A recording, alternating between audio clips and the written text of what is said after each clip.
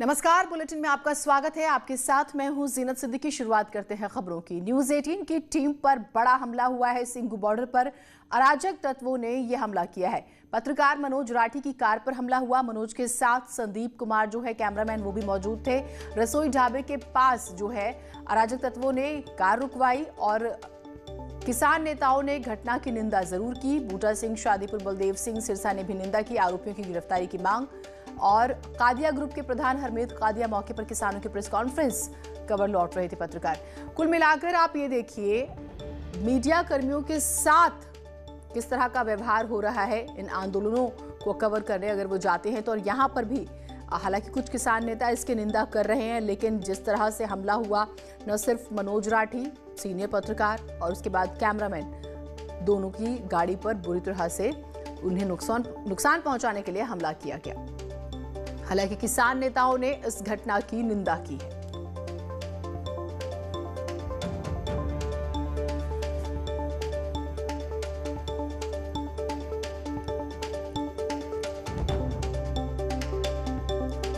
तो बड़ी खबर, न्यूज़ 18 की टीम पर हमला हुआ। कैमरामैन, सीनियर रिपोर्टर और उनकी गाड़ी को नुकसान पहुंचाया गया। वहां पर रसोई ढाबा, अगर आप जाते हैं जीटी बेल्ट स्पेशली देखें तो वहां पर ढाबे जो हैं वो रहते भी हैं और वहीं पर इस पूरी घटना को अंजाम दिया जाता है। मनोज राठी हमारे साथ जुड़ रहे हैं और मनोज हमारे साथ हैं। मनोज, क्या हुआ था एग्जैक्टली?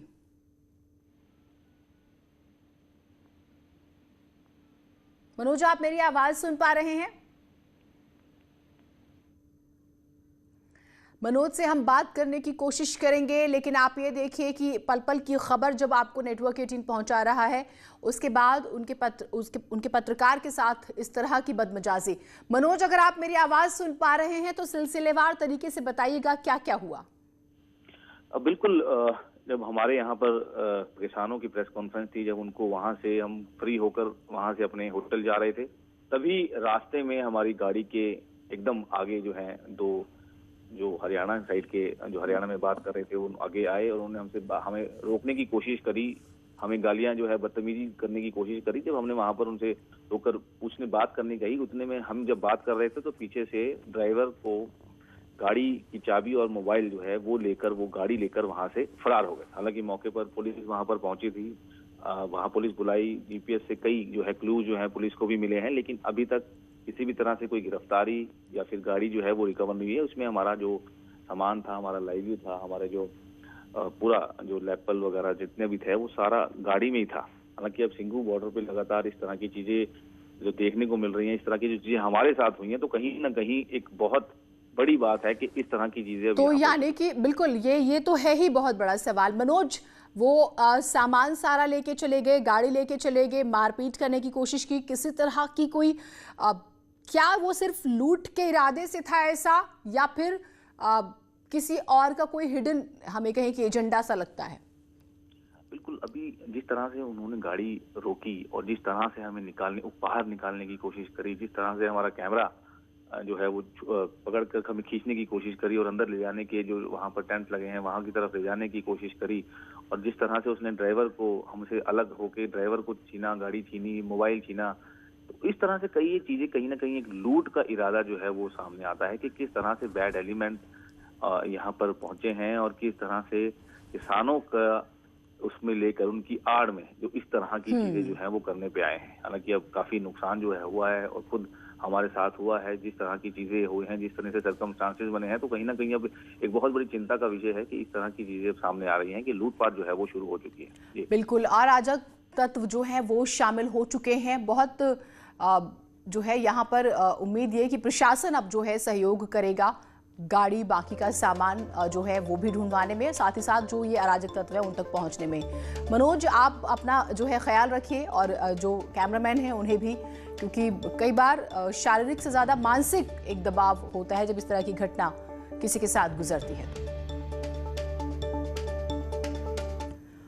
योगी सरकार की आज सीएम आवास पर कैबिनेट बैठक होने वाली है। बैठक से पहले सभी मंत्रियों को सीएम आवास पर आईपैड की ट्रेनिंग दी जाएगी। साथ ही उनके विभागों की समीक्षा भी करेंगे।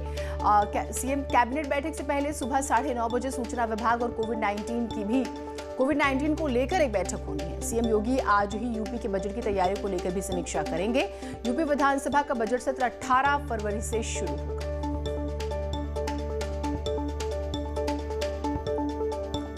सोमवार को संसद में पेश हुए आम बजट का सीएम योगी आदित्यनाथ ने स्वागत किया और इसे किसानों की उम्मीद पूरा करने वाला बजट बताया। सीएम योगी ने कहा है कि अब देश डिजिटलाइजेशन की ओर बढ़ रहा है।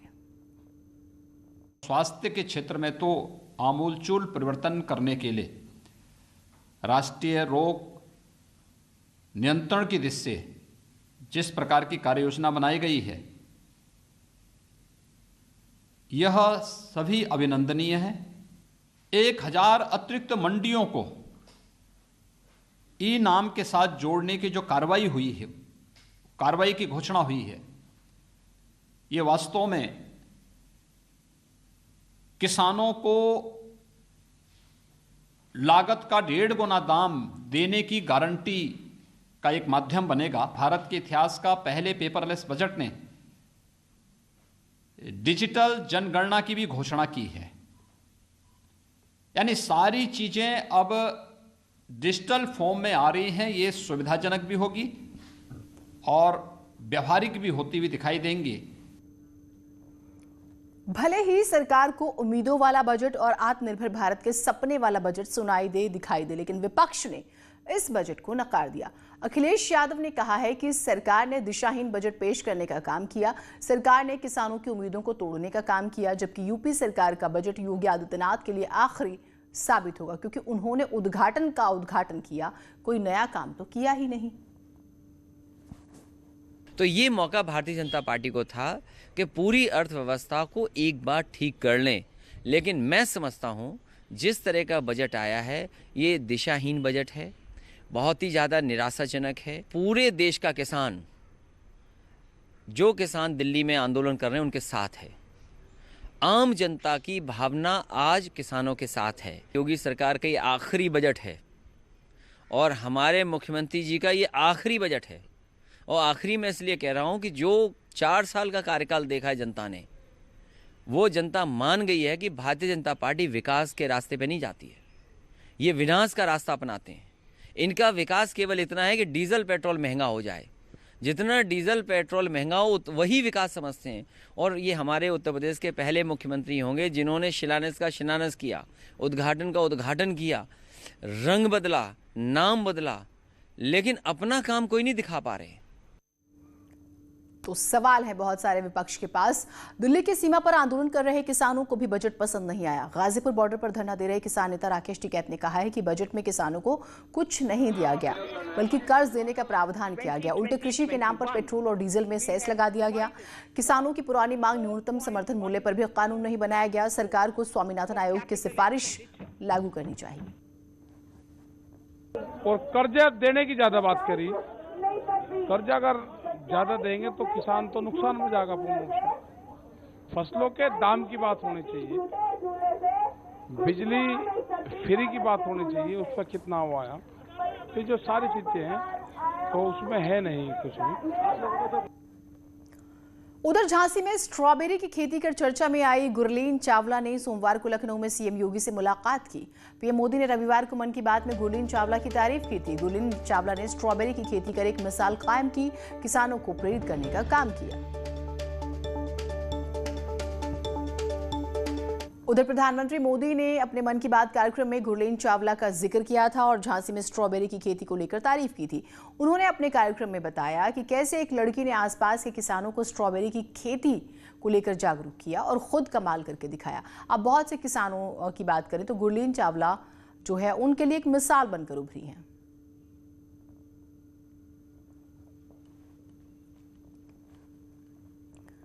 नोएडा में फिल्म सिटी बनाने की सीएम योगी की पहल का भोजपुरी कलाकार आम्रपाली दुबे ने स्वागत किया। जौनपुर में भोजपुरी फिल्म की शूटिंग करने पहुंची आम्रपाली दुबे ने कहा है कि नोएडा में फिल्म सिटी होने से प्रदेश के लोगों को अपने घरों के पास ही काम मिलेगा और लोगों को काम के लिए बाहर नहीं जाना होगा। आम्रपाली दुबे ने इस पहल के लिए सीएम योगी की तारीफ भी की।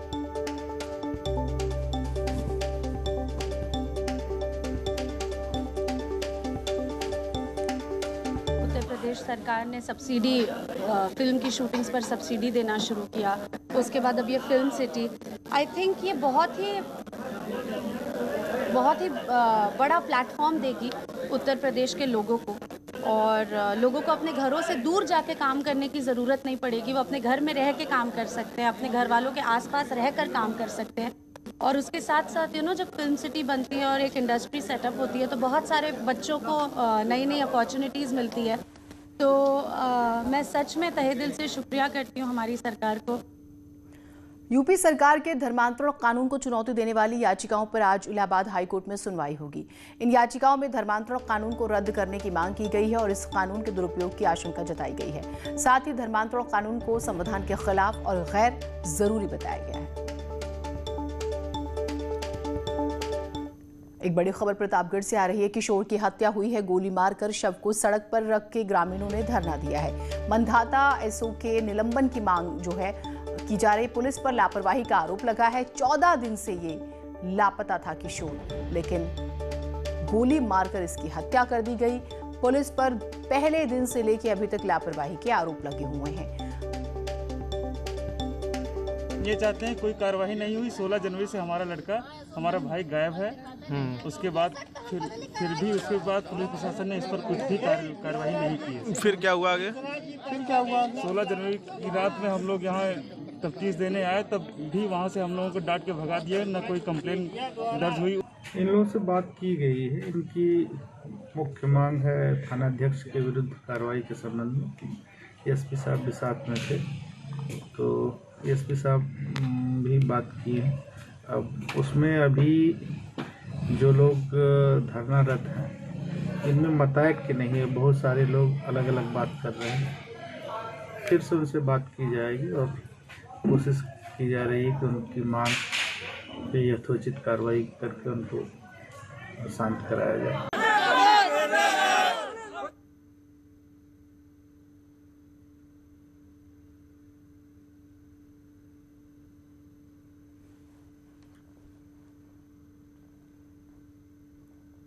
तो प्रतापगढ़ में किशोर की हत्या हुई, 14 दिन से वो लापता था। पुलिस में शिकायत की गई, लेकिन पुलिस ने इसे गंभीरता से नहीं लिया।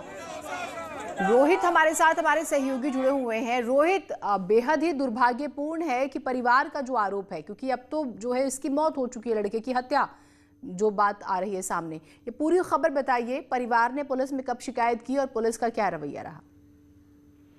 जी जीनत, अपने दर्शकों को बताना चाहेंगे ये 14 दिन पहले लकी प्रजापति मैच खेलने के लिए घर से निकला था, लेकिन बीच रास्ते से संदिग्ध अवस्था में ये लापता हो गया। हालांकि परिजन ने तत्काल जानकारी पुलिस को दिया, लेकिन कहीं ना कहीं परिजनों का आरोप है पुलिस ने सिर्फ गुमशुदगी दर्ज करते हुए मामले में आगे कोई कार्रवाई की नहीं की। रविवार शाम इसका शव मिला और इलाके के नाले में इसका शव पाया गया। इसकी गोली मारकर हत्या की गई है। परिजनों ने पोस्टमार्टम शव का कराते हुए और इसके शव को थाने के सामने रखकर जाम लगा दिया। वहीं पर यशो और जो तमाम पुलिसकर्मी हैं थाने के, उनके विरुद्ध नारेबाजी की जाने लगी और यशो की निलंबन की मांग की गई। हालांकि जब एसपी पहुंचे और एसपी ने परिजनों से बात किया, उनको समझाया बुझाया, तब जाके इन्होंने जाम समाप्त किया। जीनत, कहीं न कहीं प्रतापगढ़ में जो बदमाश हैं वो पूरी तरीके से बेखौफ हैं और लगातार अपराध बढ़ रहे हैं, लेकिन अगर बात करें घटनाओं की तो उनका खुलासा नहीं हो पा रहा है। ठीक, बहुत शुक्रिया आपका तमाम जानकारियों के लिए। उधर जौनपुर सिटी रेलवे स्टेशन पर उस वक्त सनसनी फैल गई जब प्लेटफॉर्म नंबर 1 पर समाजवादी पार्टी के सभासद बाला लखनदर यादव की गोली मारकर हत्या कर दी गई। वारदात के बाद हत्यारे मौके से फरार हो गए। पुलिस के मुताबिक हत्यारों ने करीब आधा दर्जन राउंड फायरिंग की। पुलिस ने शव बरामद कर हत्या की जांच शुरू कर दी है। हत्या के बाद इलाके में दहशत फैल गई है। हत्या के कारणों का अब तक कोई खुलासा नहीं हो सका है। अंदर इनका नाम था, ये सैदनपुर के वार्ड से सभासद थे और समाजवादी पार्टी के सभासद थे। जो है जौनपुर के लिए दुखदाई दिन था। हमारे ही बगल में कुरचनपुर में एक महिला की कैंची से घोंप कर हत्या हो गई और आज जिस तरह से बाला लखनदर की हत्या हो गई, निश्चित रूप से ही बहुत दुखदाई है। टाइम लगभग 8:15 बजे का रहा है और ये प्लेटफार्म नंबर 1 पर यहाँ पर कोई बाला लखनदर यादव नाम के व्यक्ति जो चौकी के बगल में इनका निवास है, वो यहीं पर उनको कुछ लोगों ने गोली मार दिया। आवाज़ सुन करके, फायरिंग की आवाज़ सुन के जो हमारे ड्यूटी पर कर्मचारी थे वो आए तो देखे कि उनको गोली लगी है, बोल नहीं पा रहे थे, उनको तत्काल अस्पताल ले जाया गया।